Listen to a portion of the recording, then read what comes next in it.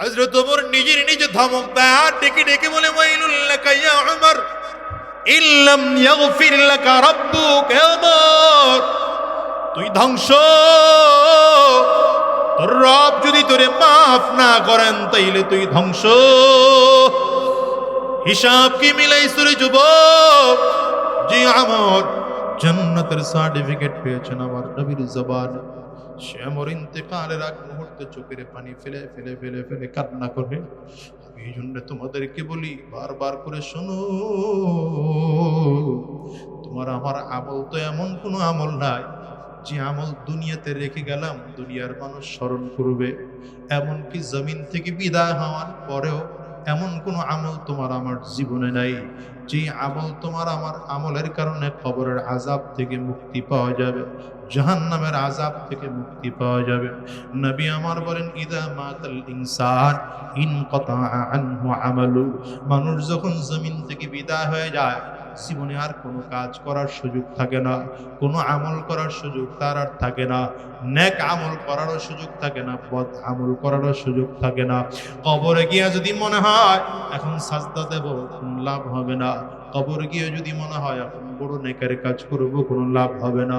এই জন্য বলে যাই বাজান, নিজের জীবনটাকে এমন করে গঠন করো, তুমি জমিন থেকে বিদায় নেওয়ার পরে তোমাকে কান্না করার জন্য মানুষ থাকে, আবার জমিন থেকে বিদায় নেওয়ার পরে তোমার জন্য যেন ফেরেশতারাও কাঁদে, তোমার জন্য যেন আসমানটাও কাঁদে, তোমার জন্য যেন আল্লাহ পাকের ফেরেশতারা অপেক্ষায় থাকে। আল্লাহর বান্দা আসছে, আল্লাহর বান্দা, আল্লাহর মেহমানকে আমাদের রিসিভ করতে হবে। জীবনটারে এমন সাজাও যেন কবরেও কষ্ট পেতে না হয়, হাসরেও কষ্ট পেতে না হয়, মিজানেও কষ্ট পেতে না হয়, পুলসিরাতেও কষ্ট পেতে না হয়। জীবনটারে এত সুন্দর করে সাজাও, গুনাহমুক্ত জীবন সাজাও, গুনাহমুক্ত জীবনটাকে সাজাও। জীবনে যেন কোনো গুনাহ থাকে না।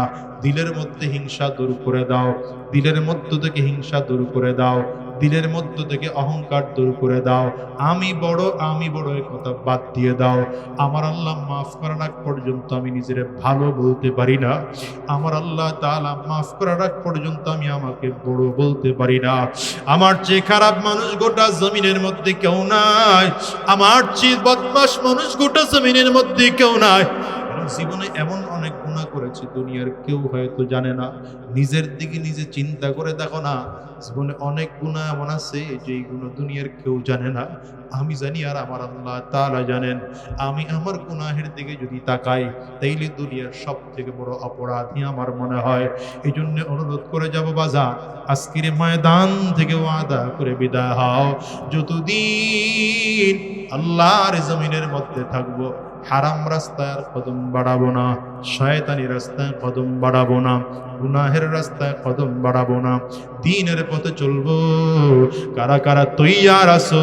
দুই হাত উঁচু করে আল্লাহরে দেখাও, আওয়াজ দিয়ে জোরে ডাকো না, আল্লাহ, আয় আল্লাহ আমাদেরকে কবুল করে নাও, আমাদেরকে কবুল করে নাও, আল্লাহ আমাদেরকে কবুল করে নাও, জিন্দেগির গুনাহ মাফ করে দাও। জবান খুলে বলো আমিন, আর জোরে চিল্লায়া জোরে বলো আমিন। আমার ভাইরা, সময় অনেক লম্বা হয়ে গেছে। আমি কথা বুঝাতে চেয়েছিলাম দুইটা কথা। এক হলো দুনিয়ার থেকে বিদায় নেওয়ার পরে জমিনের জন্য কিছু রেখে যেতে হবে, আর আমার আপনার কবরে ভালো থাকার জন্য কিছু নিয়ে যেতে হবে। নিয়ে যাব কি? এই নামাজ, রোজা, হজ, যাকাত, ভালো আমল। আর রেখে যাব কি? মানুষের সমাজের সেবা। ওই যে সমাজের সেবার কথা বললাম, নবীজি 5টা কাজ করতেন। কয় কাজ?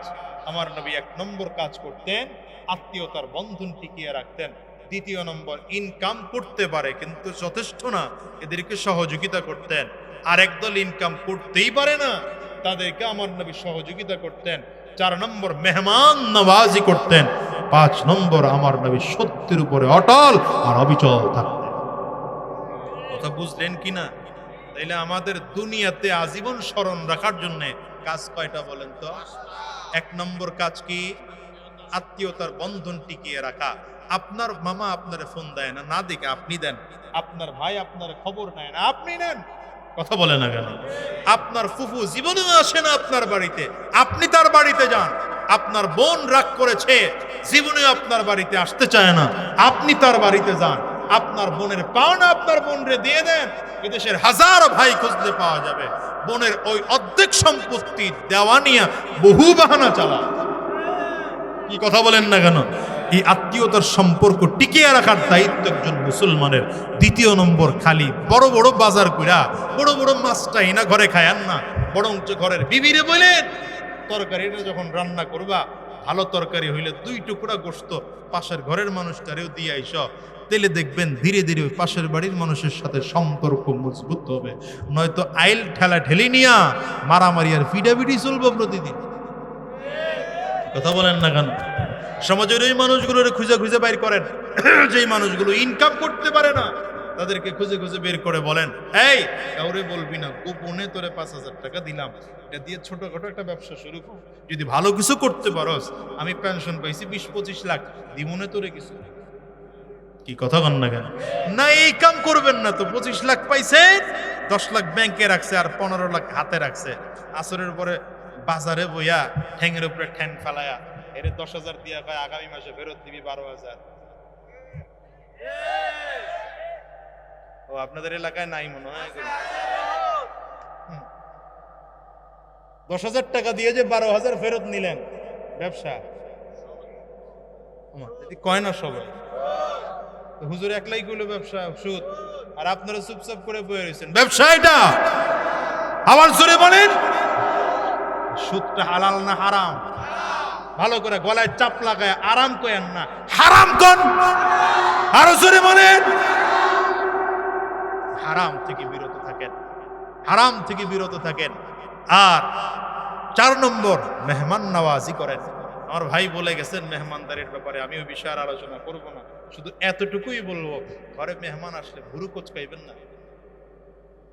আমাদের দেশে তো যদি স্বামীর বাড়ির মেহমান আহে বউয়ের কাছে, ওই দিন বউয়ের লাগে আর গরম কথা কওয়া যায় না, টেম্পার বিশাল গরম হয়ে থাকে। কথা কয় না? হ্যাঁ, বাপের বাড়ির আইলে তো তখন দুনিয়া মনে হয় বাজারটা শুদ্ধ ঘরে আনা যেত। মেহমান আসছে, সে তার নিজের রিজিক নিয়ে আসছে। কথা বুঝলেননি? আর সর্বশেষ কথা, প্রতিটা মুহূর্তে 24টা ঘন্টা সব সময় থাকবেন তো সত্যের উপরে থাকবেন, সত্য কথা বলবেন, সত্য পথে চলবেন, সত্য রাস্তায় চলবেন, সত্য ছাড়া মিথ্যার রাস্তায় চলবো না। তৈয়ার ইনশাআল্লাহ? দুনিয়ার মানুষ মনে রাখার জন্য 5 কাজ, আর আখিরাতের জন্য আমল। তৈয়ার? আল্লাহ আমাদের তৌফিক দান করুন, বলেন আমিন।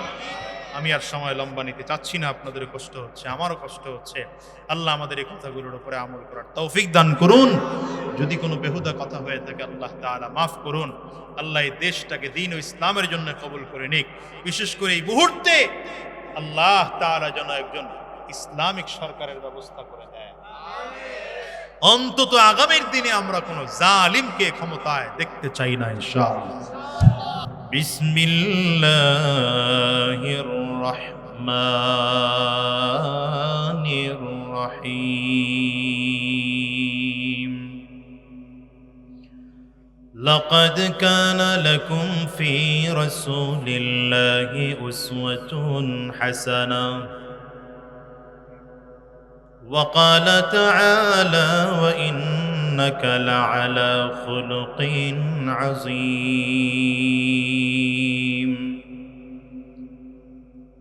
صدق الله العظيم وصدق رسوله النبي الكريم، ونحن على ذلك من الشاهدين والشاكرين، والحمد لله رب العالمين.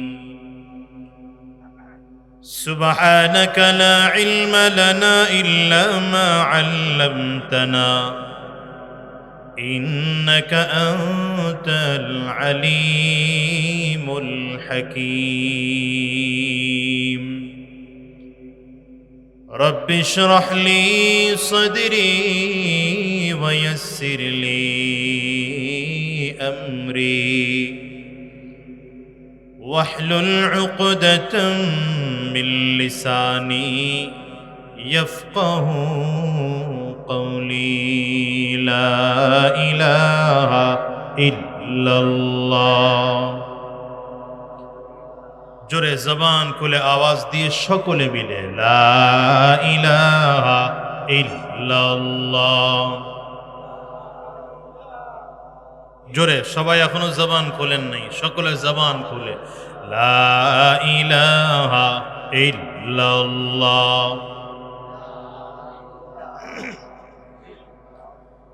লা ইলাহা ইল্লাল্লাহ লা ইলাহা ইল্লাল্লাহ লা ইলাহা ইল্লাল্লাহ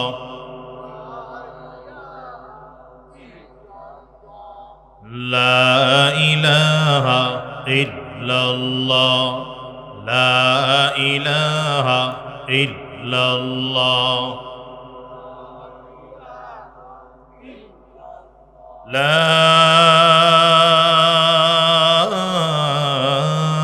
ইলাহা ইল্লাল্লাহ মুহাম্মাদুর রাসূলুল্লাহ।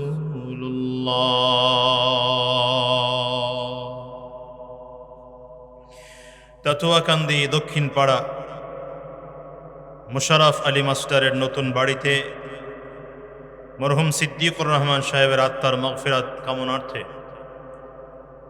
আজকের এই ষষ্ঠ বার্ষিক ওয়াজ মাহফিল, আজকের এই মাহফিলের মুহতারাম সম্মানিত সভাপতি, সম্মানিত অতিথিবৃন্দ, মঞ্চে উপস্থিত উলামায়ে কারাম, এতক্ষণ অত্যন্ত জ্ঞান গর্ভ আলোচনা করেছেন কোরআন ও সুন্নাহ ভিত্তিতে বাংলাদেশের এক উজ্জ্বল নক্ষত্র এবং আমি যাকে জিন্দা লাইব্রেরি বলি,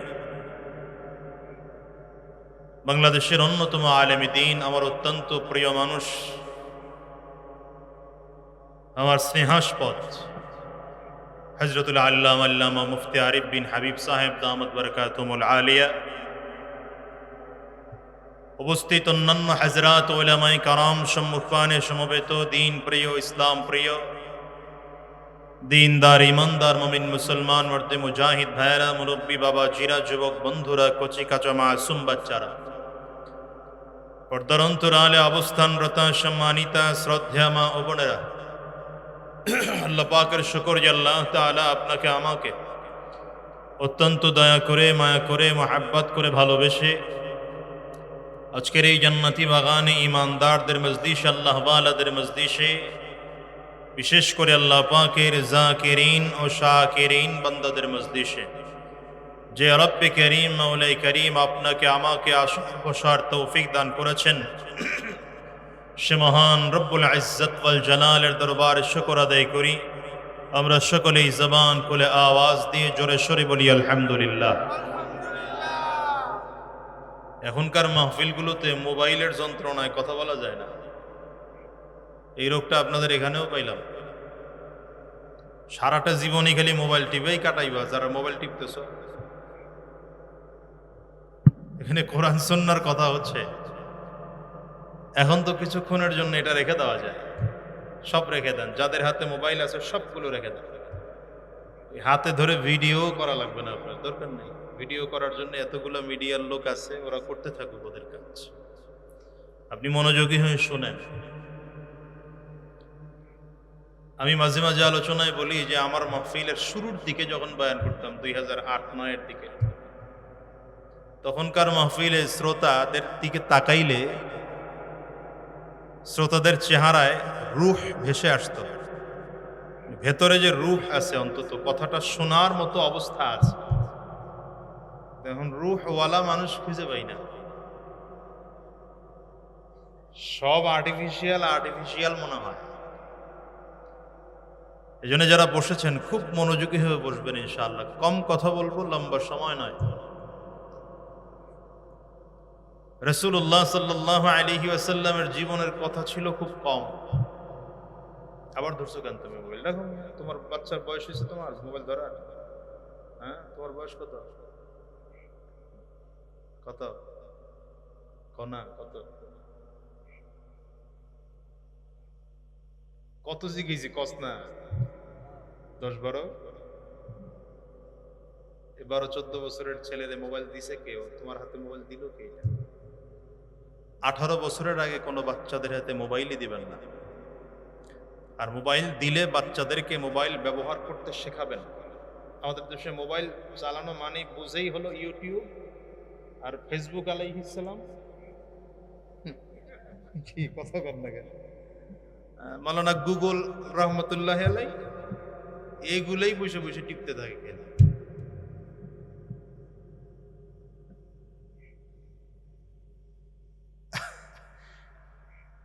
আপনার প্রযুক্তি আপডেট হয়েছে, তার মানে এই না যে আমাকে এটা দিয়ে খারাপ কিছু রাস্তায় হাঁটতে হবে। আরে ভাই, কোনো ভালো কিছু করা যায় না? আমি যে আস্তে আস্তে আপনাদের এখানে অন্তত 5-7টা হাদিস আমি আপনাদের এখানে আস্তে আস্তে পড়ছি। এখন আমার কি গুনাহ হয়েছে না সওয়াব হয়েছে বলেন? আমি এই যে দেখাই আপনাদেরকে। হয়ে গেল ওই মোবাইল আসলে খুব একটা ভালো বুঝিও না। তো এটা কি আমার উপকার হয়েছে না ক্ষতি হয়েছে বলেন তো? কিন্তু আপনারা যারা শুধু এটার মধ্যেই থাকেন 24টা ঘন্টা এটার মধ্যে, সারাক্ষণ এটার মধ্যেই ব্যস্ত,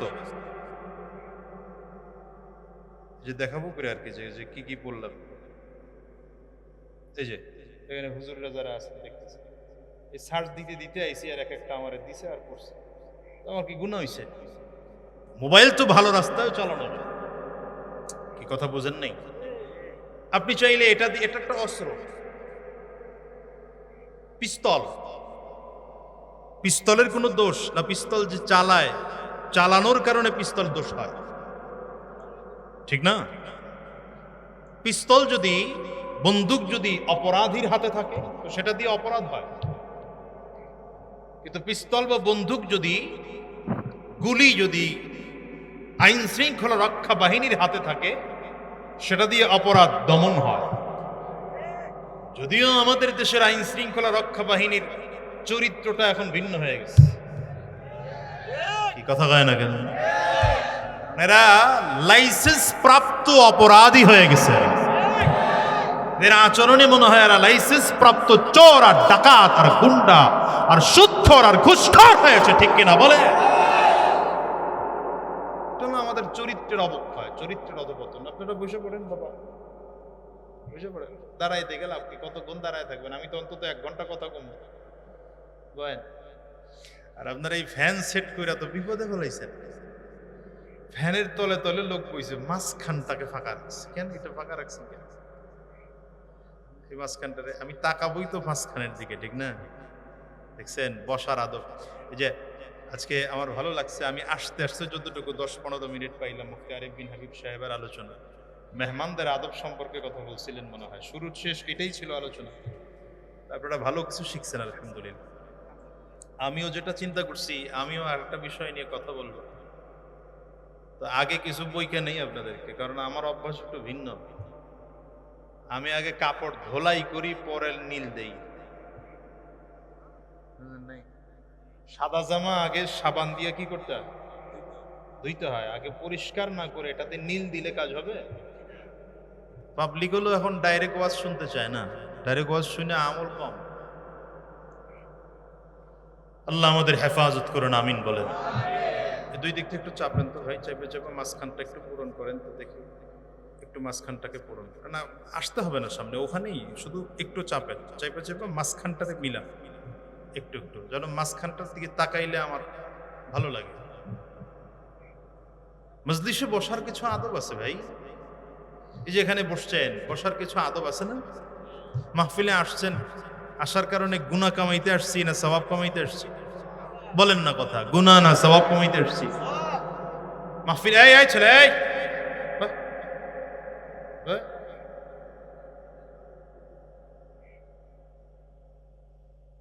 সামনে, এটা সামনে,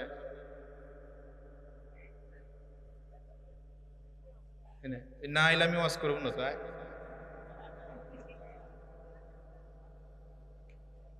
এই যে রাখছ মাশাআল্লাহ। এই তো তখন মতো যুবকের লাগে আমি ওয়াজ করি, এই মুরব্বী করে ওয়াজ শোনাই নাকি এখন? এগুলোর মধ্যে এমনি মরণের ভয় ঢুকছে, নামাজ এমনি পড়ে, দিনের রাস্তায় এমনি চলে, কি বাবা তোমার দরকার এখন ওয়াজ শোনা। এদিকে আমার দিকে একদম খুব গভীর দিকে তাকায় টাস করে কথা জিজ্ঞেস করে ফেলবো, যদি উত্তর দিতে পারো তাহলে বুঝবো ভালো শ্রদ্ধা, নাইলে শরম দিয়ে গেলাম। মাহফিলে যে আসলাম, আমার এক উস্তাদ বলতেন যে নিয়ত বেশি করবেন তো সওয়াবও বেশি, কারণ রাসূল আরবি বলেন ইন্নামাল আমালু, সহিহ বুখারীর বর্ণনা, একদম শুরুর হাদিসটাই এটা। নবী বলেন ইন্নামাল আমালু বিন্নিয়াত, প্রত্যেকটা আমলের ফলাফল নির্ভর করে কিসের উপরে? আমি মাহফিলে আসার সময় যদি নিয়ত বেশি হয় তাহলে সওয়াবও বেশি হবে। যেন মাহফিলে আসার সময় 1 নম্বর নিয়ত করবেন যে ওই মজলিসে যাচ্ছি কিছুক্ষণ গুনাহ মুক্ত সময় কাটানোর জন্য। বলেন 1 নম্বর নিয়ত কি? দেখছেন কথা কয় না সবাই। মাহফিলে আসার 1 নম্বর নিয়ত কি হবে? গুনাহমুক্ত সময় কাটানোর জন্য এখানে আসেন। কারণ এখানে যারা আছি আলহামদুলিল্লাহ আমাদের মধ্যে গুনাহ হওয়ার সম্ভাবনা তুলনামূলক কম, ঠিক না ঠিক? কারণ আলহামদুলিল্লাহ এখানে বসে কেউ মিথ্যা বলে না, এখানে বসে কেউ চুরির চিন্তা করছে না, এখানে বসে কেউ দুনিয়াবি বাজে চিন্তা করতেছে না, গুনাহ হওয়ার সম্ভাবনা কম। 1 নম্বর নিয়ত এটা। যে কোনো মাহফিলে যাবেন 1 নম্বর নিয়ত এটা। 2 নম্বর নিয়ত করবেন মাহফিলে যাচ্ছি, উলামায়ে কারাম আসবেন, নবীর ওয়ারিস আসবেন। নবী বলেন ইন্নাল উলামা ওয়ারাসাতুল আম্বিয়া, উলামায়ে কারাম নবীদের ওয়ারিস, নবীদের উত্তরসূরি। তো উত্তরসূরিরা সাধারণত সম্পদ পায়, আমরা উলামায়ে কেরাম নবীর সম্পদ পাইছি। নবী বলেন না ওয়া ইন্নাহুম লাম ইউওয়ারিসুনা দিনার ওয়ালা দিরহামা, ইন্নাহুম ইউওয়ারিসুল ইলমা। আল্লাহর নবী বলেন উলামায়ে কেরাম যে আমার উত্তরসূরি, তারা যে আমার ওয়ারিস, আমার সম্পদের মালিক না, তাদের জন্য আমি সম্পদ রেখে যাই নাই, বরঞ্চ তারা আমার আল্লাহর কোরআনের ইলমের সম্পদ হয়েছে। এই জন্য আমরা নবীর ইলমের অধিকারী উলামায়ে কেরাম। 2 নম্বর এই চিন্তা করে আসবেন যে উলামায়ে কেরামদের চেহারার দিকে তাকাইতে যাইতেছি। উলামায়ে কেরাম নবীদের ওয়ারিস, নবীর ওয়ারিসের চেহারার দিকে তাকাইলেন। 3 নম্বর, মজলিসে অনেক মানুষ থাকবে, দিনদার থাকবে, ইমানদার থাকবে, সেখানে 2-4 জন আল্লাহ ওয়ালাও থাকবেন। কিছুক্ষণ সময় আল্লাহ ওয়ালাদের সাথে কাটানোর জন্য মাহফিলে যাই। বুঝেন নাই কথা? কয়টা গেল? দেখছেন কথা হয় না, কয়টা গেল? 4 নম্বর, মাহফিলে আসার সময় নিয়ত করে আসবেন কিছু শিখতে যাচ্ছি, কিছু শিখতে যাইতেছি। এখন মাহফিলে তো শিখা হয় না, কারণ হলো আমরা বক্তারাও কি কই আমরাও বুঝি না, ঘন্টা 2 ওয়াজ করা জায়গা, আপনারাও বুঝেন না কি ওয়াজ শুনছেন, আপনারাও বুঝেন না অনেকে। বুঝার নিয়তে আসবেন, কিছু শিখার নিয়তে আসবেন। 5 নম্বর, শিখে বাকি জিন্দেগি সে অনুযায়ী করার জন্যে মাহফিলে আসবেন। 5 নিয়ত করলে সওয়াব 5 ধরনের হবে। এটা হলো মাহফিলে আসার সময়ের নিয়ত। বসার মধ্যে কিছু আদব আছে। মাহফিলে যখন বসবেন সাবধান, আপনার বসার কারণে যেন কারো কষ্ট না হয়, আপনার বসার কারণে যেন কারো কষ্ট না হয়। 2 নম্বর, মাহফিলে বসছেন এত মনোযোগী হয়ে বসবেন, যিনি আলোচনা করছেন তার কথাগুলো দিলের কান লাগায়, শুধু চামড়ার কান না, দিলের কান লাগায় শুনবার জন্য বসবেন। 3 নম্বর, যিনি আলোচনা করবেন তার চেহারার দিকে তাকিয়ে কথা শুনবেন। কথা শুনবেন কোন দিকে তাকায়? নিচের দিকে তাকায় না, যাই নিয়ে আলোচনা করতেছেন তার চেহারার দিকে তাকায়। 4 নম্বর একটা কাজ, এটা শিখায় দিয়ে যায়, ওখানে বসে বসে আলোচকের জন্য দোয়া করবেন, আল্লাহ এমন কথা আলোচকের জবান থেকে বের করে দাও যেটা জাতির হিদায়াতের উদ্দেশ্যে হয়, যেটা জাতির জন্য কি হয়? হিদায়াত হয়। এই জাতীয় কথা আলোচকের জবান থেকে বের করে দাও, এই নিয়ত করে বসেন। এখনকার মাহফিলগুলোতে আসলে সব এলোমেলো হয়ে গেছে। আমি মাঝে মাঝে আলোচনায় বলি 2-4 জন আলোচক, 2-4 জন শ্রোতা, 2-4টা মাহফিল কমিটি ছাড়া অধিকাংশ জায়গায় ভেজাল। আমরা বক্তারাও নিয়ত করে আসি, যা বলি আর না বলি যাওয়ার সময় একটা বান্ডিল ঠান্ডিল পামু নিয়ে যাবো। এগুলো আমাদের অধিকাংশ নিয়ত। 2-4 জন আছে মাশাআল্লাহ ভালো। আপনারা শ্রোতা যারা, আপনাদের নিয়ত হইল গিয়ে দেহি হুজুরের সুর কেমন। সুর দিলে কয় ওয়াজ জমছে, সুর না দিলে কয় আজকে হুজুর ওয়াজ জমাইতে পারে নাই। কি কথা বলেন না কেন? মাহফিল কমিটির নিয়ত হলো অধিকাংশ জায়গায় অবস্থা মাহফিল উপলক্ষে একটা কালেকশন হবে। আজকে দেখলাম হয়তো কোনো এক ব্যক্তির একক বা পরিবারের পারিবারিক ভাবে আয়োজন, ভালো আলহামদুলিল্লাহ। এই জন্য বলবো, আমি আমার নিয়ত পরিবর্তন করি, আপনি আপনার নিয়ত পরিবর্তন করেন, মাহফিল কমিটি তার নিয়ত পরিবর্তন করুক। আমরা প্রত্যেকে এখানে হিদায়াতের কথা শুনবার জন্যে, হিদায়াতওয়ালা হওয়ার জন্যে, দিনদার হওয়ার জন্য বসেছি। তৈয়ার ইনশাআল্লাহ? কারা কারা তৈয়ার? দু হাত উঁচু করে আল্লাহরে দেখান। আল্লাহ কবুল করুন, বলেন আমিন। হয়নি আওয়াজ, জোরে বলেন আমিন। আরো জোরে চিল্লায় বলেন আমিন। এবার মনোযোগী হয়েছেন তো? কথা শুরু করা যায়? তৈয়ার আছেন তো ইনশাআল্লাহ? আল্লাহ কবুল করুন, জোরে চিল্লায় আবার বলেন আমিন। দেখেন দুনিয়ার হালাত হলো এমন, আমাদের থেকে প্রতিটা দিন, প্রতিটা মুহূর্ত, প্রতিটা মিনিট, প্রতিটা সেকেন্ড একটু একটু করে করে করে করে আমাদের জায়গা থেকে চলে যাচ্ছে। যেমন আমরা গত 2-3 মাস আগে অপেক্ষায় ছিলাম রমজান আসবে, রমজান চলে এসেছে, রমজান বিদায় হয়ে গেছে। রমজান শুরু হলো 1, 2, 3 করে করে, যখন রমজান চলতেছিল আমরা অপেক্ষায় ছিলাম ঈদ আসবে। ঈদুল ফিতর এসে ঈদুল ফিতরও চলে গেল। অপেক্ষায় ছিলাম 2 মাস 10 দিন পরে আসবে ঈদুল আজহা। ঈদুল আজহা চলেও এসেছে, ঈদুল আজহা চলেও গেছে। বাহ্যিক দৃষ্টিতে আমরা শুধু দেখি এইটা যে দিন আসতেছে, দিন যাচ্ছে, কিন্তু বাস্তবতা হলো এই, আপনার আমার হায়াত প্রতিদিন প্রতিটা মুহূর্ত কমতেছে। এটা হলো বাস্তবতা। কারণ আপনি আমি যতই হায়াতকে গণতে থাকি শুধু যে আমার 20 বছর হইতেছে, 25 বছর হইতেছে, 30 বছর হইতেছে, হায়াত বাড়তেছে না, বরঞ্চ হায়াত কমতেছে। বলেন তো, হায়াত বাড়ে না হায়াত কমে? হায়াত কমে, হায়াত বাড়ে না, হায়াত কমতে থাকে। যে হায়াত আপনি আমি নিয়ে এসেছিলাম, ওই হায়াত থেকে কোনোদিন বাড়বে না, হায়াত কমতে থাকবে। যদিও দেখা যাচ্ছে না, বাহ্যিক দৃষ্টিতে দেখা যায় না, চোখ দিয়ে দেখা যায় না, হায়াত কমে। অর্থাৎ বিশাল বরফের টুকরা এনে রেখে দিলেন, বরফের টুকরাটা ফোটায় ফোটায় ফোটায় ফোটায় পানি পড়ে। আপনি 1 ঘন্টা পরেই যদি গিয়ে দেখেন যে বরফের টুকরা, মনে হয় না যেমনটা তেমনই মনে হয়, বড় বরফের টুকরা। 2 ঘন্টা পরেও দেখলে মনে হবে না যে কিছু কমছে, কিন্তু 10-12 ঘন্টা পরে গিয়ে দেখবেন বিশাল বরফের টুকরা অর্ধেক হয়ে গেছে। আরো 10 ঘন্টা পরে গিয়ে দেখবেন বরফের অস্তিত্বই নাই, কিছু পানি পড়ে আছে। কি কথা বলেন না কেন? हकीकत से तो दुनिया बेखबर है, हकीकत से तो दुनिया बेखबर है, दुनिया की नुमाइश पर नजर है, हकीकत से तो दुनिया बेखबर है, दुनिया की नुमाइश पर नजर है। বরফের টুকরা যেমন বিশাল বরফের টুকরাকে রেখে দেওয়ার পরে ফোটায় ফোটায় ফোটায় ফোটায় পানি জমিনের মধ্যে পড়ে পড়ে বিশাল বরফের টুকরাটা একটা সময় অস্তিত্ব বিলীন করে দেয়। আপনি আর আমি দুনিয়ার মধ্যে যত লম্বা হায়াত নিয়ে আসি না কেন, কারো 20 বছর, কারো 30, কারো 40, কারো 50, কারো 60, 70, 80 বছর, 100 বছর, হয়তো কেউ 100-150 বছর হায়াত নিয়ে এসেছি, প্রতিদিন করে করে করে করে চলে যাচ্ছে। জীবন থেকে যেই মিনিটটা চলে গেল, এই মিনিট কোনোদিন ফিরে পাওয়া যাবে না। জীবন থেকে যেই ঘন্টা চলে গেল, এই ঘন্টা কোনোদিন ফিরিয়ে পাওয়া যাবে না। জীবন থেকে যেই দিনটা চলে গেল, সেই দিন কোনোদিন ফেরত পাওয়া যাবে না।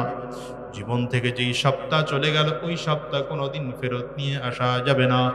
জীবন থেকে যেই মাস চলে গেল মাস কোনোদিন ফেরত নেওয়া যাবে না। জীবন থেকে যেই বছর চলে গেল সেই বছর কোনোদিন ফেরত নেওয়া যাবে না। জীবন থেকে যেই যুগটা চলে গেল সেই যুগ কোনোদিন ফেরত নেওয়া যাবে না। ওই 40-50 বয়সের এই বাজানদেরকে জিজ্ঞাসা করো, বারবার মনটায় চায় সেই 8 বছরের শিশু বাচ্চা হয়ে যেতে, বারবার মনটায় চায় 25 বছরের যৌবনে ফিরে যেতে, বারবার মনটায় চায় 12-14 বছরের কিশোর হয়ে যেতে, কিন্তু হাজার চেষ্টা করলেও হবে না। যতই চেষ্টা করি দিন দিন বুড়া হয়ে যায়। চেহারার মধ্যে কোনো একদিন এমন ছিল দাঁড়িয়ে ছিল না, আল্লাহ তাআলা বয়স বাড়ার কারণে ধীরে ধীরে চেহারার মধ্যে দাড়ি দিলেন। চামড়া ছিল টাইট, ছিলাম দুর্বল, আল্লাহ তাআলা সবল করে দিলেন। কিন্তু বয়স বাড়ার সাথে সাথে এমন হলো চুলের মধ্যে পাকতে শুরু করলো, দাড়ি পাক ধরলো, এই চামড়া খোঁজ পড়তে শুরু করলো, চামড়া ঢিল হয়ে যায়, শরীরের দুর্বলতা আসতে শুরু করলো। আস্তে আস্তে করে সবল মানুষটা দুর্বল হয়ে যায়।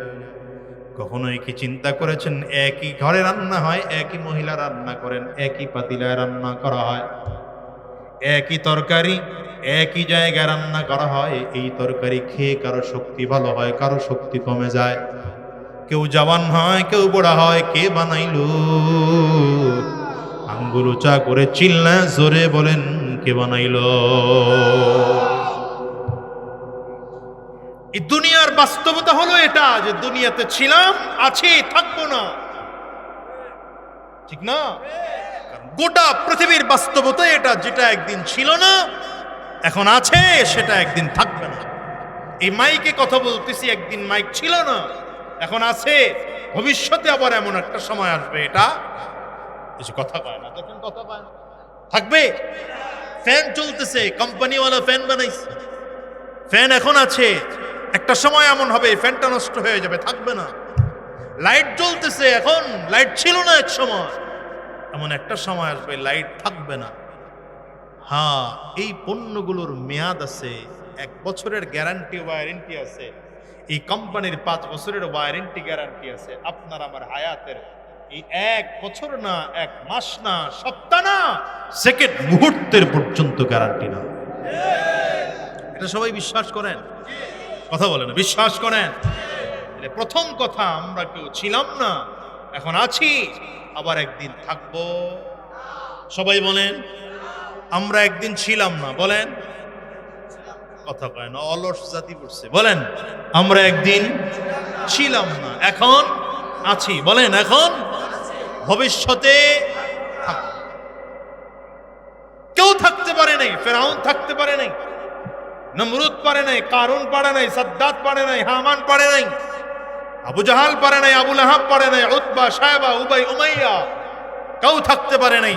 আবার ভালো মানুষের দিকে তাকান, আদম আলাইহিস সালাম থেকে আরম্ভ করে মুহাম্মদুর রাসূলুল্লাহ পর্যন্ত কেউ থাকতে পারে না। ভালো মানুষটাও চলে গেছে, খারাপরাও চলে গেছে, সুন্দরও চলে গেছে, কালোটাও চলে গেছে, ধনীও চলে গেছে, গরিবও চলে গেছে, ক্ষমতাওয়ালাও চলে গেছে, রাস্তার ফকিরও চলে গেছে। বুঝার বিষয় হচ্ছে, যাব তো। প্রথম কথা কি নিয়ে যাব, দ্বিতীয় কথা কি রেখে যাব। বুঝেন নাই কথা? নিয়ে যাব কি, আর দ্বিতীয় কথা রেখে যাব কি। কারণ আপনি আমি মৃত্যুর পরে আপনার আমার স্মরণ করার লোক থাকবে না। এই যে বাড়িটা যিনি করছেন, তিনি যদি কিছুদিন পরে মারা যান, হয়তো তার সন্তান মালিক হবে না। সন্তান মারা গেলে আছে বাড়ির মালিক, হয় না? হ্যাঁ, আয় পড়েন, সভাপতি সাহেব কই? এখানে আয় পড়েন, সভাপতি সাহেব আয় পড়েন, সভাপতি সাহেব চলেন। তো তিনি ইন্তেকাল করলে মালিক কে হবে? সন্তান। সন্তান মালিক, সন্তান যখন ইন্তেকাল করবে মালিক কে? নাতি। নাতি ইন্তেকালের পরে মালিক ওই নাতির সন্তান। 2-4 পুরুষের পরে এখনকার ঘরের মালিক যিনি, তার নামটাও কেউ জানবে না। কি ঠিক না বেটি? এই ঘর যে আব্দুর রহমান করছিল, আব্দুল গফফার করছিল, এই স্মরণও রাখবে না কেউ। হ্যাঁ, তবে আবার এমন কিছু কাজ আছে যেই কাজ করলে বছরকে বছরের পরেও মানুষ কথা স্মরণ করে। কথা কয় না? আদম আলাইহিস সালাম জমিন থেকে চলে গেছেন বহু আগে, মানুষ স্মরণ এখনো করে না? করে না? মুসা আলাইহিস সালাম আল্লাহর পয়গম্বর চলে গেছেন বহু আগে, এখনো মানুষ স্মরণ করে না? করে না? ওই ভাইয়ের মোবাইলের কথাটা শেষ হোক, এরপরে আমি কথা শেষ হয়েছে ভাই? না রাগবি নাই, আমি খুশি আছি, কথা কয়েন না। পয়গম্বর ঈসা আলাইহিস সালাতু ওয়াস সালাম চলে গেছেন হাজার হাজার হাজার বছর আগে, তো মানুষ এখনো স্মরণ করে। আমার নবী চলে গেছেন 1450 বছর আগে, এখনো আমার নবীকে মানুষ স্মরণ করে না? করে না? খেয়াল করে দেখেন, এই কথা বুঝেন, কথা বুঝেন। হ্যাঁ, এই ভালো মানুষদেরকেও স্মরণ করে, আবার আবু জাহালরেও স্মরণ করে, আবু লাহাবকেও স্মরণ করে, উতবাকেও স্মরণ করে, সায়েবারেও স্মরণ করে, ফেরাউনরেও স্মরণ করে, নমরুদরেও স্মরণ করে। করে না? তাহলে প্রথম কথা হলো মানুষকে মানুষ স্মরণ করে কাজের জন্য, এটা হলো প্রথম কথা। কথা পয়েন্ট বুঝেন। যদি কারো কাজ না থাকে তাকে স্মরণ করে না। এই যে কয়জন মানুষের নাম আমরা জানি, গোটা পৃথিবীতে কি এই কয়জন মানুষ ছিল না আরো ছিল? এমন হাজার লক্ষ কোটি মানুষ জমিন থেকে বিদায় হয়েছেন যাদের নাম জানি না, যাদের কথা কেউ উল্লেখ করে না, যারা আলোচনার মধ্যেই নাই। তাহলে আলোচনায় থাকার জন্যে কিছু কাজ করে যাওয়া দরকার। এখন বলবেন সেই কাজগুলো কি ভালো কাজ করব না খারাপ কাজ করব? ভালো কাজ করলেও আলোচনায় থাকা যাবে, খারাপ কাজ করলেও আলোচনায় থাকা যাবে। ভালো কাজ করে গেলে মানুষ মহাব্বত নিয়ে স্মরণ রাখবে, আর খারাপ কাজ করে গেলে মানুষ স্মরণ করবে কিন্তু ঘৃণার সাথে স্মরণ করবে, অবহেলার সাথে স্মরণ করবে। যতবার স্মরণ করবে লানাত দিয়ে স্মরণ করবে। ফেরাউনের নাম নেয়, কারুনের নাম নেয়, সাদ্দাদের নাম নেয়, হামানের নাম নেয়, আবু জাহালের নাম নেয়, নেই কি না? খুব মোহাব্বত করে নেয়, হ্যাঁ, ভালোবাসা দিয়া নাম নেয়। বরঞ্চ যে জানে না সেও কয় ঠাড়া ভরু। যদি আমার নবীর নাম নেওয়া হয়, বলেন না, বলেন না, বলেন না, বলেন এই খেয়াল করে দেখেন, আমি আপনাদের এই মজলিসে যদি বলি মুহাম্মদ, দেখছেন দেখছেন বলা লাগলো না? এমনি আপনারা বলা শুরু করছেন সাল্লাল্লাহু আলাইহি ওয়াসাল্লাম। বলেন, সবাই বলেন সাল্লাল্লাহু আলাইহি ওয়াসাল্লাম। কারণ নবীজির নাম যেই মজলিসে নেওয়া হয় সেই মজলিসে দুরূদ পড়া ওয়াজিব হয়ে যায়। সবাই বলেন মুহাম্মদ সাল্লাল্লাহু আলাইহি ওয়াসাল্লাম, ঠিক না? আর যদি নাম নেই আবু জাহাল, কি বলবেন? কি বলবেন? যদি বলি আবু লাহাব, কি বলবেন? নাউযুবিল্লাহ। আচ্ছা, এটা না বুঝে বলছেন। আর যে বলবে, যে বুঝে সে বলবে লানাতুল্লাহ, আর যে কিছু বুঝে না সে বলবে ঠাড়া গরু। কথা কয় না?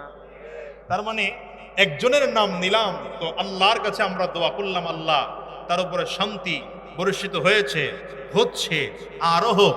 আরেকটার নাম নিলাম তো বললাম আল্লাহ ওর উপরে গজব করুক। কারণ কি? কর্মের কারণে। একজনের কর্ম ছিল ভালো, একজনের কর্ম ছিল খারাপ। মুহাম্মদুর রাসূলুল্লাহ সাল্লাল্লাহু আলাইহি ওয়াসাল্লামের কাজ, মুহাম্মদুর রাসূলুল্লাহ সাল্লাল্লাহু আলাইহি ওয়াসাল্লামের আখলাক, মুহাম্মদুর রাসূলুল্লাহ সাল্লাল্লাহু আলাইহি ওয়াসাল্লামের সিরাত, মুহাম্মদুর রাসূলুল্লাহ সাল্লাল্লাহু আলাইহি ওয়াসাল্লামের পারিবারিক জীবন, রাষ্ট্রীয় জীবন, সিরাত, সুরত, লিবাস, পোশাক, আচার, ব্যবহার, কথা, বার্তা, লেন দেন, কাজ, কর্ম সব এত চমৎকার ছিল। কিয়ামত পর্যন্ত মানুষ আমার নবীর কথা মুহাব্বত সহকারে, ভালোবাসা সহকারে, আন্তরিকতার সাথে, হৃদ্যতার সাথে, শত ভক্তি নিয়ে আমার নবীর নাম স্মরণ করে। কিন্তু আবু জাহালের নাম, আবু লাহাবের নাম, উতবার নাম, সায়েবার নাম, কাফিরদের নাম, ফিরআউনের নাম, নমরুদের নাম, কারুনের নাম দুনিয়ার মানুষ স্মরণ করলেও ঘৃণার সাথে স্মরণ। ঠিক না? ঠিক না? ঠিক না? তাহলে বুঝা গেল মানুষ স্মরণ করবে, কাজ করে গেলে স্মরণ, কাজ না করলে স্মরণ করবে না। কিন্তু কাজ করে গেলে যে স্মরণ করবে, কাজের ধরন কেমন হবে? যদি কাজ ভালো হয় তো ভালো স্মরণ করবে, কাজ যদি ভালো না হয় তো মানুষ স্মরণ করবে না। শুধু তাই না, মানুষ আজীবন টিকিয়ে থাকার জন্যে ভালো কাজ তার সব থেকে বড় প্রয়োজন। ভালো কাজ না থাকলে মানুষ চিরজীবন টিকে থাকতে পারে না। কি কথা বলেন না কেন?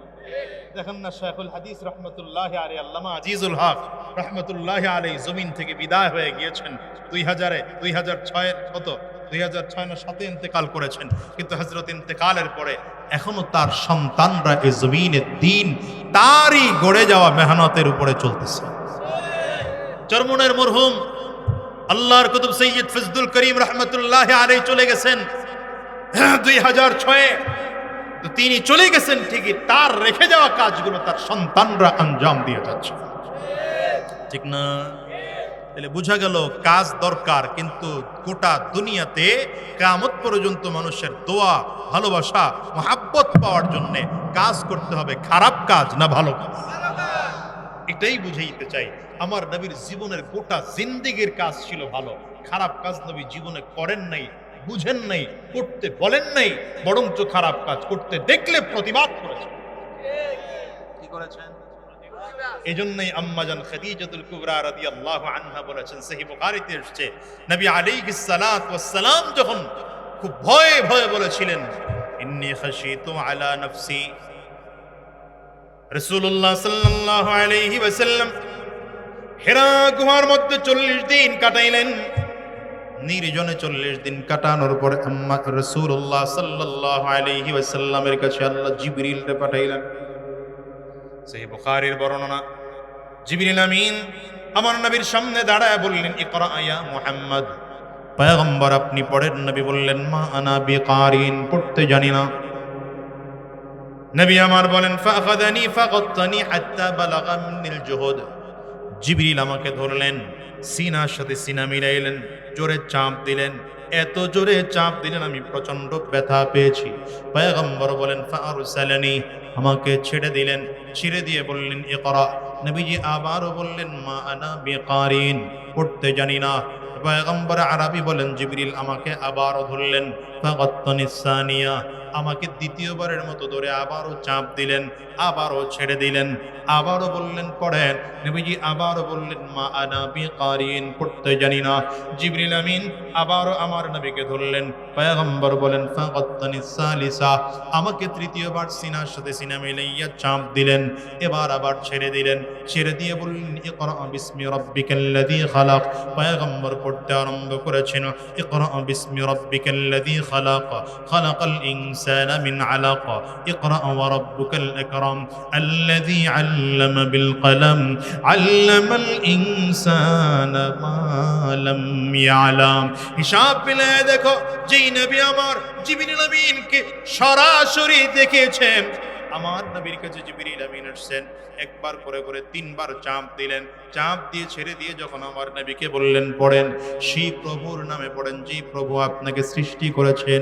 নবীজি পড়া আরম্ভ করলেন। কিতাবে লেখে, আমার নবী জীবনের সর্বপ্রথম জিবরিল আমিনকে সশরীরে নিজস্ব আকৃতিতে প্রথম তিনি জিবরিল আমিনকে আমার নবী দেখেছেন। দেখার কারণে আমার নবীর শরীরের মধ্যে জ্বর চলে আসলো।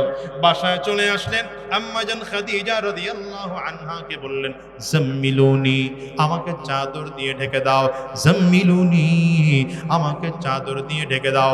আম্মাজান খাদিজা চাদর দিয়ে আমার নবীকে ঢেকে দিলেন। এবার আমার নবীর দিকে তাকায় দেখেন, নবী জ্বরের কারণে থরথর থরথর করে কাঁপতেছেন।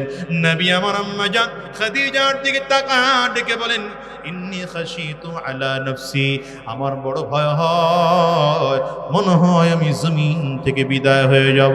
আম্মাজান বলেন, না না, কাল্লা ওয়াল্লাহ মা ইউখজিকাল্লাহু আবাদা। পয়গম্বর, আল্লাহর কসম করে বলি, আল্লাহ তাআলা আপনাকে কোনোদিন পরাজয় বরণ করাবেন না। এইটা হলো বুঝার বিষয়, কথা বুঝেন ভালো করে।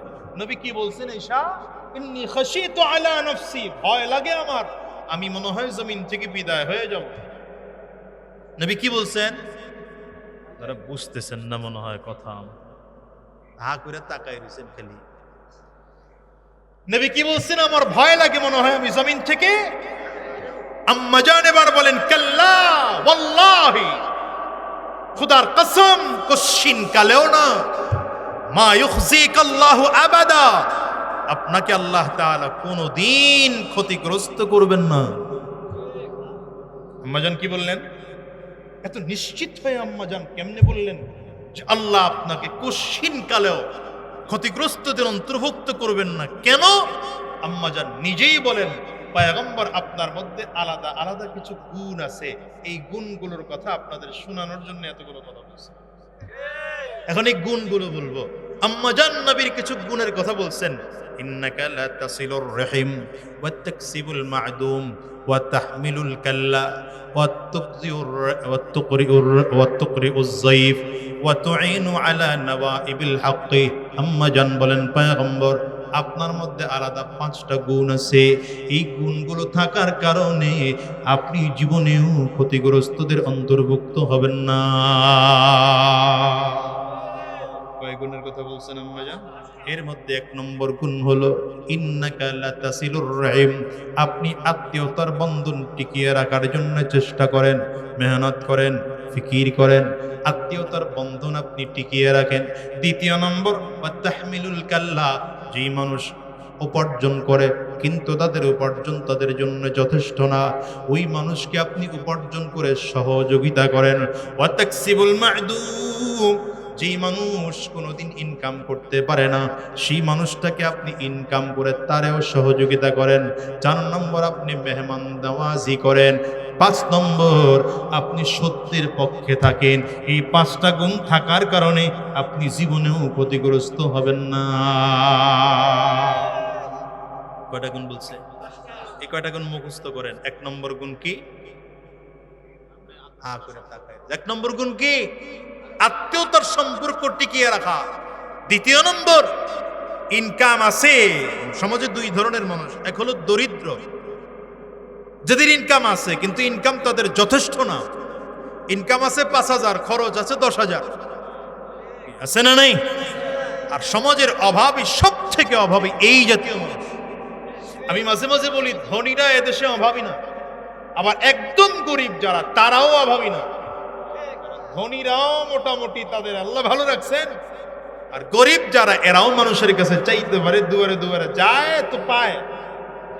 ওই মধ্যম পর্যায়ের মানুষ যারা চাইতেও পারে না, কামাই পর্যাপ্ত পরিমাণ কামাইও করতে পারে না, এদের জীবন বড় বিপদ, ঠিক না? এরা জীবনের সব থেকে বড় অভাবে মানুষ। নবীজি এদেরকে খুঁজে খুঁজে খুঁজে খুঁজে এদের সহযোগিতা। সুবহানাল্লাহ, আগামী কালকে কইলেও চলবো। নবী এদেরকে খুঁজা খুঁজা সহযোগিতা করতেন। আরেক ধরনের হলো ইনকাম করার যোগ্যতাই নাই, যেমন প্রতিবন্ধী মানুষ আছে যাদেরকে আল্লাহ তাআলা ইনকাম করার সুযোগই দেন নাই, অবস্থাই দেন নাই। বেকার সমাজে আমাদের বাংলাদেশে তো বেকারের পরিমাণ বেশি, আর বেকার বেশি হওয়ার কারণ হলো আমাদের দেশের সরকার ওই বেকারত্ব দূর করার জন্য চেষ্টা করে না, আর আমাদের গার্জিয়ানরাও, বাবা মা এদের বেকার সন্তানদেরকে কোনো কাজে লাগানোর ফিকির করে না। বুঝেননি কথা?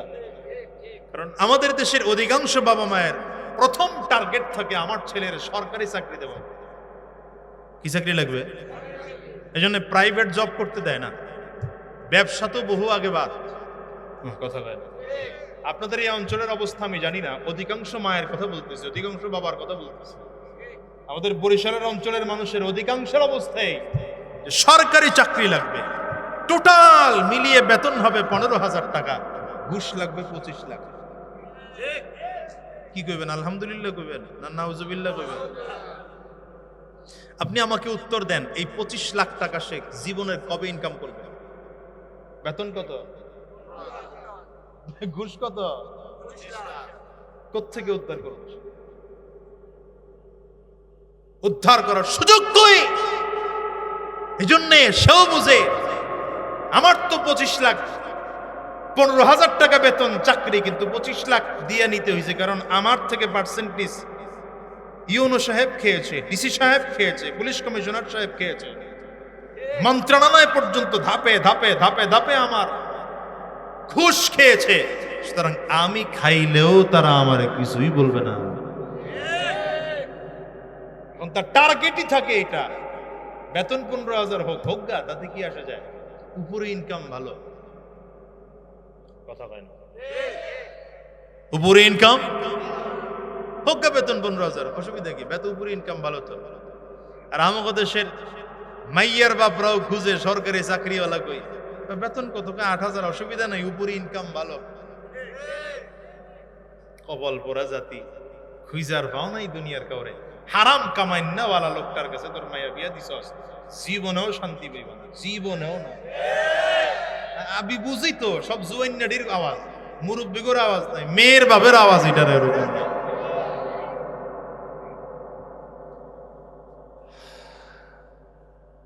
এদেশে উদ্যোক্তা কম, ব্যবসায়ী কম, কারণ ব্যবসায়ী হওয়ার মতো পরিস্থিতি নাই। কোন এক যুবক যদি ব্যাংকে গিয়ে কয় আমার 1 লাখ টাকা লোন দেন, আমি আমার পুঁজি টুজি জোগায় 1000-10 টাকা ম্যানেজ করছি, একটা ছোট ব্যবসা করবো, 1 লাখ টাকা দেন, ব্যাংক হয় তোমার চিনিই না, দেব কই? কিন্তু আপনি যখন এটারে কষ্ট করে 5 লাখ 10 লাখ 20 লাখ টাকা পুঁজি করবেন, ভালো ব্যবসা বাণিজ্য করতেছেন, ব্যাংক এসে কয় স্যার আমাদের থেকে 10 লাখ লোন নেন না। কপাল পড়া তোর লোন, এখন আমার দরকার কি? আমার ব্যবসা যদি দাঁড়িয়েই যায়, আমার সাথে ইনভেস্ট করার মতো লোক বহু আছে। যখন আমার দরকার ছিল তখন তুমি পাশে দাঁড়াও নাই, এখন দরকার নাই তুমি কেন দাঁড়াতে চাও? তার মানে বোঝা গেল তুমি আমার বিপদে আমার পাশে আসতে চাও না, বরং আমাকে তোমার স্বার্থে ব্যবহার করতে চাও। অর্থনৈতিক বর্তমান অর্থনীতির সমস্যা এটা। আজকের ইসলামিক অর্থনীতি যদি থাকতো, এই সমাজে বেকারত্বের হাত 0% চলে আসতো, 0% চলে আসতো। হুজুরকুর কথা তো আপনাদের ভালো লাগবে না, ঘুরে আপনারা হ্যাঁ করেই খালি ভোট দিবেন। ঠিক আসতে কন, কেন জোরে কন, ঘুরে আপনারা কারেই ভোট দেন, হ্যাঁ করেই দিবেন। যদিও মনে মনে বলতেছেন হুজুর আমরা 16 বছর দিতে পারি না, এবার দিমু। কত দূর যে দিবেন আমরা ভাব বুঝতেছি আপনারা যে কত দূর দিবেন। তাকাই রয়েছেন কি আমার দিকে?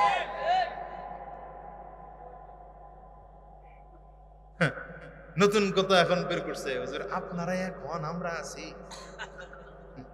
আমি বলি আপনারা এখন, হুজুররা আছে না। এই ঠিক হইল না, এই জোরে না হইলে এই ঠিক হবে না। হ্যাঁ মুসলমান শোনো, 16 বছর ধরে তোমাদের ভোটের অধিকার নষ্ট করিয়েছে ওরা,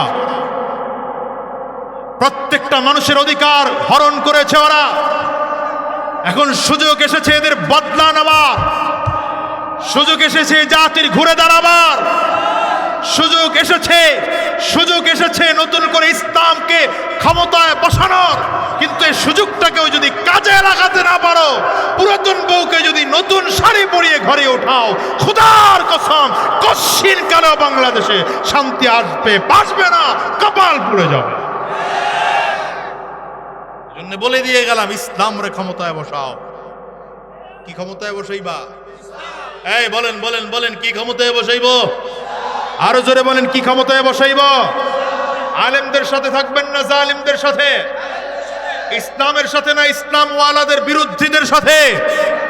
কোরআনের পক্ষে না বেঈমানদের পক্ষে? ইসলামের পক্ষে তৈয়ার আছো মুসলমান? এই তৈয়ার আছো মুসলমান?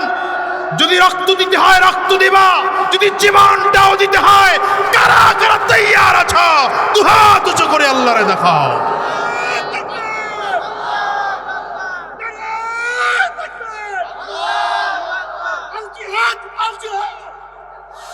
হ্যাঁ না আমার, এটা ভালো করে বুঝেন।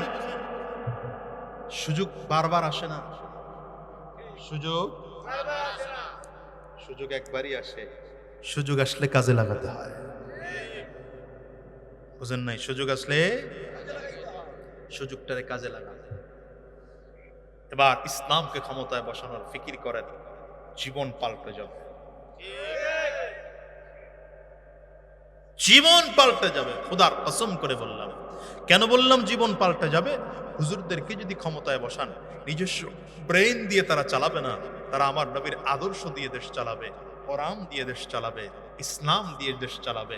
আর কোরআন দিয়ে যদি দেশ চালানো হয়, এদেশে অশান্তি থাকতে পারে না, চোর থাকতে পারে না, ডাকাত থাকতে পারে না, গুন্ডা থাকতে পারে না, বদমাশ থাকতে পারে না, খুনি থাকতে পারে না, চরিত্রহীন মানুষ থাকতে পারে না। চরিত্রবান মানুষের জায়গা তৈরি। লাকাদ কানা লাকুম ফি রাসূলিল্লাহি উসওয়াতুন হাসানাহ। লাকাদ কানা লাকুম ফি রাসূলিল্লাহি উসওয়াতুন হাসানাহ। রব্বে করিম বলেন, ওয়া ইন্নাকা লাআলা খুলুকিন আযীম।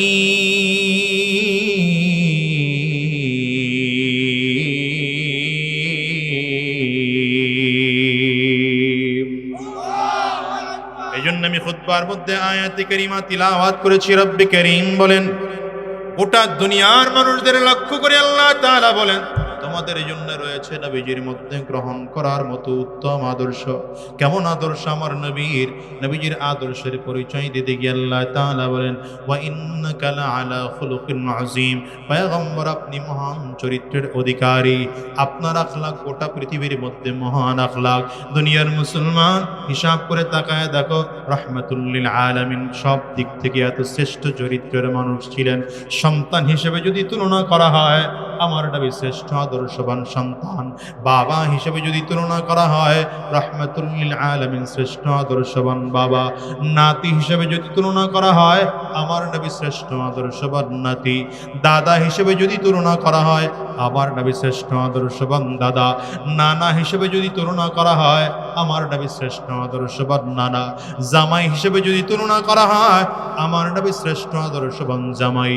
শ্বশুর হিসেবে যদি তুলনা করা হয়, আমার নবী শ্রেষ্ঠ আদর্শবান শ্বশুর। স্বামী হিসেবে যদি তুলনা করা হয়, আমার নবী শ্রেষ্ঠ আদর্শবান স্বামী। নেতা হিসেবে যদি তুলনা করা হয়, রাহমাতুল লিল আলামিন শ্রেষ্ঠ আদর্শবান নেতা। শুধু তাই নয়, প্রেসিডেন্ট হিসেবে যদি আমার নবীকে তুলনা করা হয়, তবে আমি বলি গভর্নমেন্ট অফ মদিনার শ্রেষ্ঠ আদর্শবান প্রেসিডেন্ট আমার নবী। মক্কা থেকে হিজরত করে আমার নবী মদিনায় গিয়েছেন। মদিনায় যাওয়ার পরে ছোট্ট করে কিছু মানুষদেরকে লইয়া ইসলামী রাষ্ট্র আমার নবী কায়েম করলেন। এত চমৎকার রাষ্ট্র, যে রাষ্ট্রের মধ্যে খুন নাই, যে রাষ্ট্রের মধ্যে ধর্ষণ নাই, চিন্তাই নাই, গুম নাই, মারামারি নাই, কাটাকাটি নাই, হিংসা নাই, হাসাদ নাই, ফাসাদ নাই। মানুষ দরজা খোলা রেখে ঘুমায়, এদের মধ্যে কোনো সমস্যা নাই। রাহমাতুল লিল আলামিন জমিন থেকে বিদায় হলেন। আবু বকর সিদ্দিক রাদিয়াল্লাহু আনহু নবীজির ওই চেয়ারে বসে বসে বিচার করতেন। আমার নবীজির ইমামতির মুসাল্লায় দাঁড়িয়েই নামাজ আদায় করাইতেন। আবু বকর সিদ্দিক রাদিয়াল্লাহু আনহু খলিফাতুল মুসলিমিন হলেন, আমিরুল মুমিনিন হলেন, গভর্নমেন্ট অফ মদিনার প্রেসিডেন্ট হয়ে গেলেন। হযরত আবু বকর ইন্তেকালের পর ওমর ফারুক রাদিয়াল্লাহু আনহু গভর্নমেন্ট অফ মদিনার প্রেসিডেন্ট হলেন। ধীরে ধীরে ধীরে ধীরে ইসলাম ছড়াতে শুরু করলো। মদিনার থেকে আরো বাহিরে চলে গেল। এমনকি 2.25 কোটি বর্গ মাইল ওই সময়কার দুনিয়ার অর্ধ দুনিয়া হযরত ওমর শাসনামলে চলে আসছে।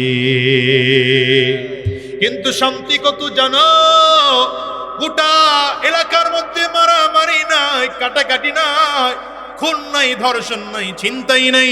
শুধু তাই নাই, রাতের অন্ধকারে কারো বাড়িতে চুরি হয় না, ডাকাতি হয় না। কিন্তু রাতের অন্ধকারে একটা জিনিস হয়, মদিনার গলি দিয়ে হাঁটলে হাঁটলে চোখের পানি ফেলে কান্নার আওয়াজ শোনা যায়। মানুষ গুনাহ করে ফেলেছে, গুনাহ থেকে তাওবার জন্য কান্না করে।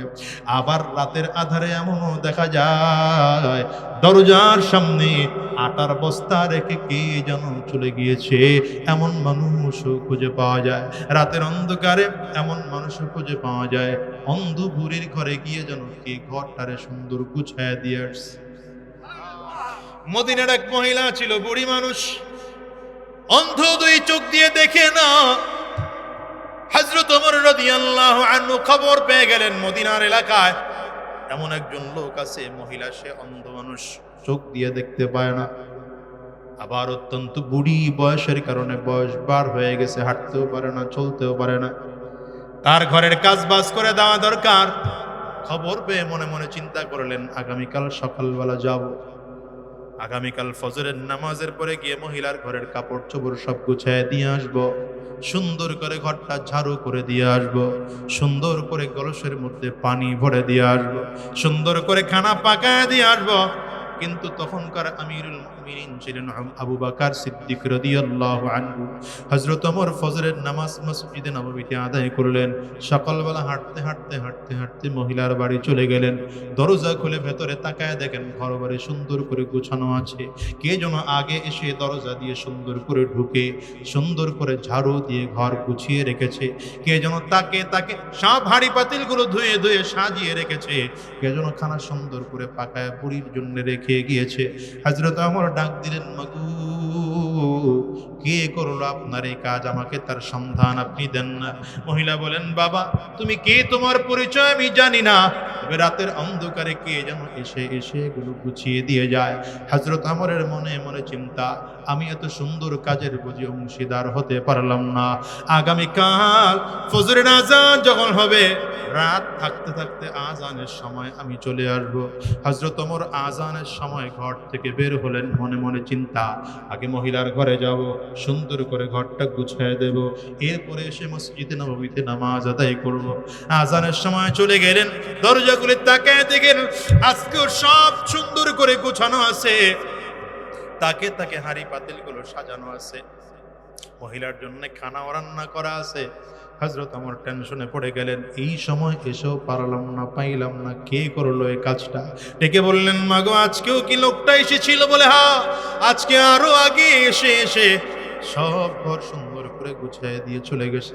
হযরত ওমর মনে মনে চিন্তা করলেন, আজকের আগামী কালকে রাত যখন হবে, তাহাজ্জুদের সময় আমি এই মহিলার ঘরে চলে আসব। তাহাজ্জুদের সময় কাউকে না জানিয়ে একা মহিলার ঘরে চলে আসলেন। রাতের অন্ধকারে দরজা খুলে তাকায় দেখতেছেন ঘরটা সুন্দর করে ঝাড়ু দেওয়া আছে, হাঁড়ি পাতিলগুলো গুছানো আছে, খানা পাকানো আছে। ডেকে বললেন, মাগো সেই লোকটা কি আজকে এসেছিল? বলে হ্যাঁ।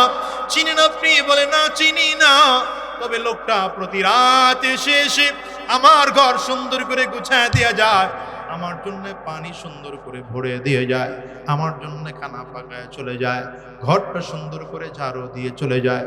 হযরত ওমরের মনের চিন্তা, ফজরের পরে এসেও আমি মহিলার খেদমত করতে পারলাম না, আমি ফজরের আজানের সময় এসেও আমার এই মহিলার খেদমত করতে পারলাম না, অত্যন্ত রাত গভীর রাত তাহাজ্জুদের সময় এসেও আমি মহিলার খেদমত করতে পারলাম না। এমন সৌভাগ্যবান মানুষটাকে রাতের অন্ধকারে এসে মহিলার খেদমত করে দিয়ে চলে যায়। খুব অন্ধকার রাতে আসে, সেই মানুষটাকে খুঁজে বের করতে হবে। হযরত ওমর সেন নামাজ মসজিদে নববীতে আদায় করে আজকে আর ঘরে যায় না।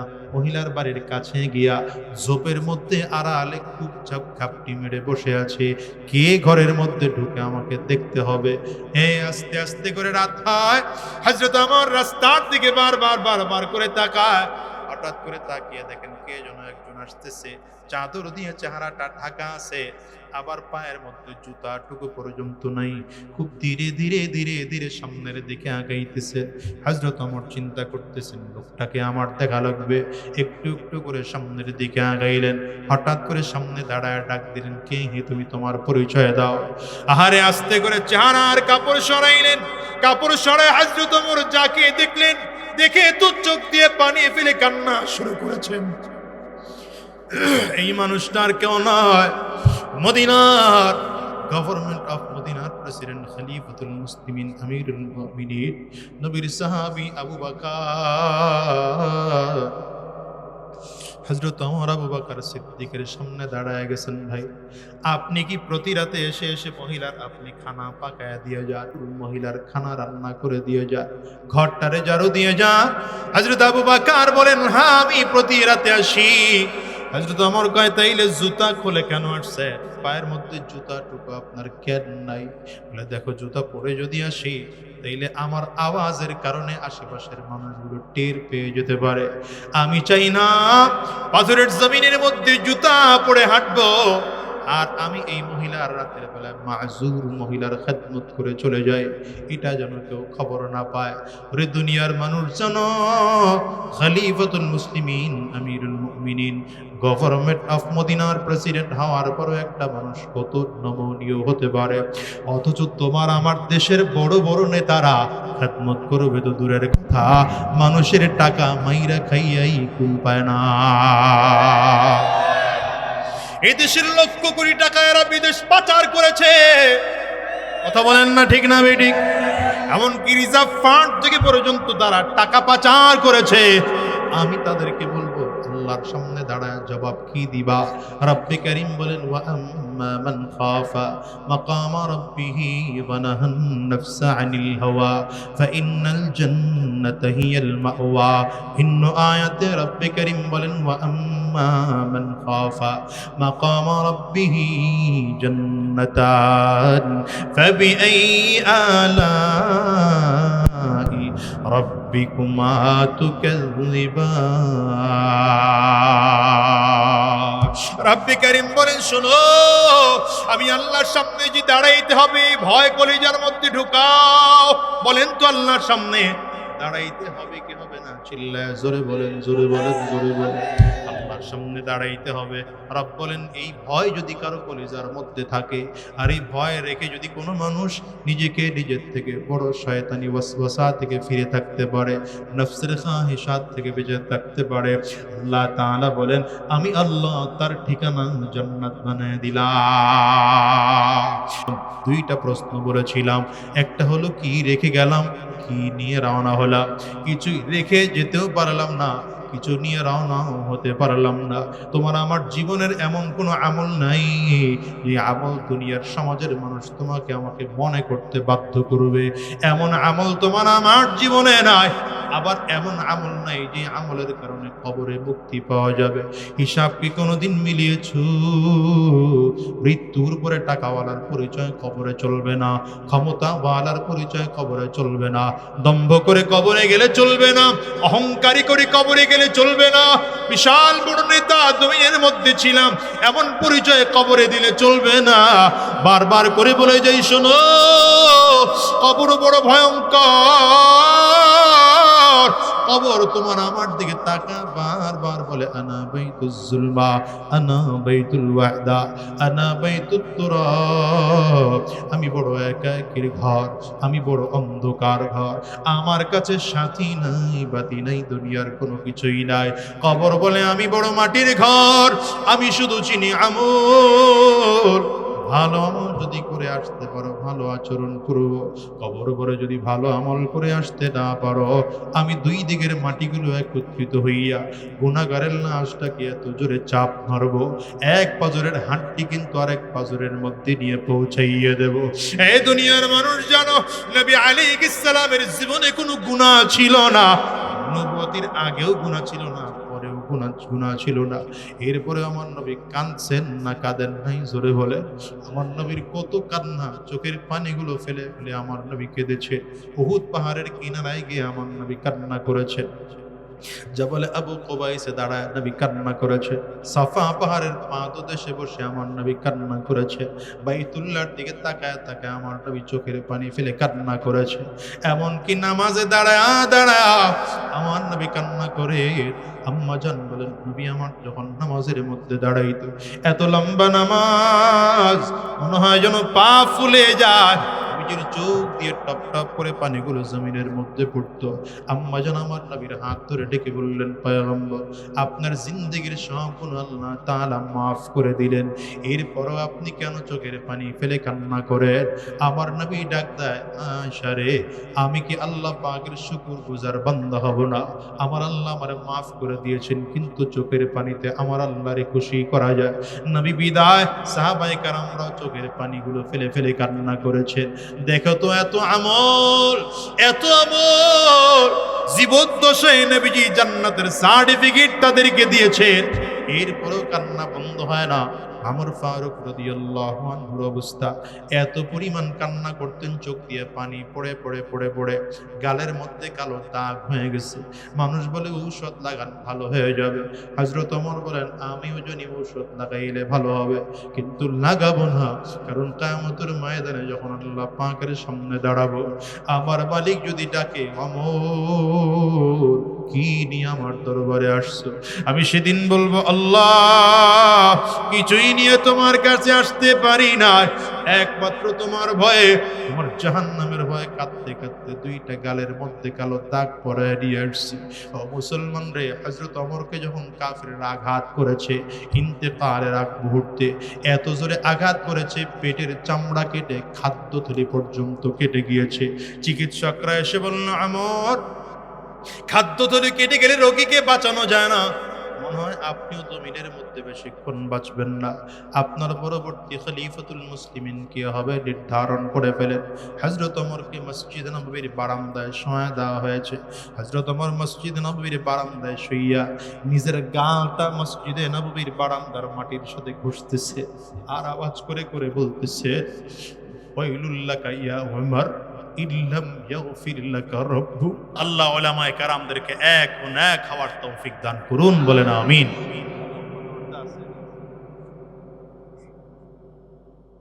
আপনারা আয়োজন করছেন, নাম কি আপনার? আপনার ভাই কজন? আপনার ভাই? আচ্ছা, এই মাহমুদুল হাসান কে? আচ্ছা আচ্ছা, এই যে জনাব মোহাম্মদ আব্দুল কাইয়ুম সাহেব, বিশিষ্ট ব্যবসায়ী, কুয়েত থাকেন। আচ্ছা, আমার ভাই। এবং আপনারা কয় ভাই টোটাল? 7 ভাই। মুফতি মাহমুদুল হাসান সাহেব আছেন একজন, এক ভাই ইন্তেকাল করছেন। আমরা এই ভাইদের জন্য দোয়া করি। আব্বা আম্মা আছেন? ও আব্বা নাই, আম্মা আছেন। আল্লাহ, আম্মা অসুস্থ, আল্লাহ তাআলা সুস্থতা দান করুন এবং আব্বার কবরটা জান্নাতের টুকরা করে দিন। বোন আছে আপনাদের? 4 বোন আছেন, আল্লাহ তাআলা এই পুরো পরিবারটাকে দিনদার হিসেবে কবুল করুন, আমিন বলেন। আলহামদুলিল্লাহি রাব্বিল আলামিন والصلاة والسلام على سيد الأنبياء والمرسلين. ربنا ظلمنا أنفسنا وإن لم تغفر لنا وترحمنا لنكونن من الخاسرين. ربنا لا تزغ قلوبنا بعد إذ هديتنا وهب لنا من لدنك رحمة إنك أنت الوهاب.